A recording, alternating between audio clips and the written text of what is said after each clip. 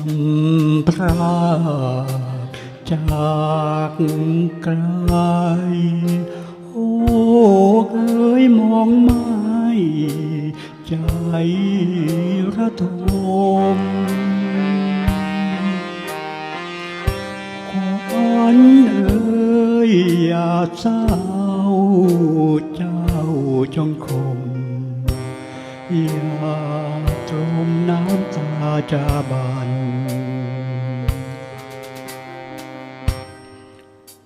พระพายระรวยโปรดจงสงสารข้าด้วยช่วยปลอบฝันเห็นน้อ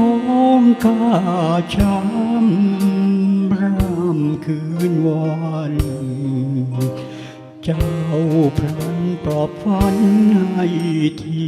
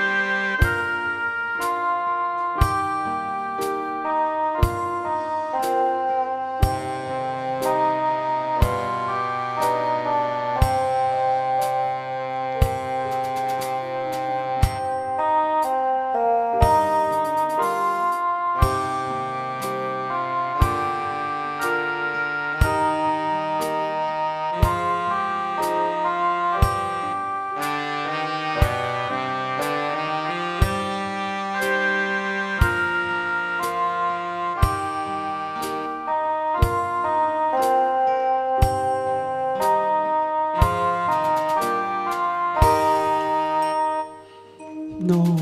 งข้าคมคืนเจ้าจงพักระรื่นชื่นดีน้องข้าสั่งคำพร่ำพาทีช่วยนำวจีมาพรันพัดมาคราใดช่วยเพียงพาน้องข้าเห็น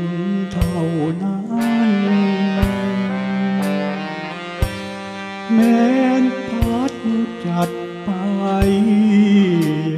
ไว้วันจะทำแก้มพันช้ำนวล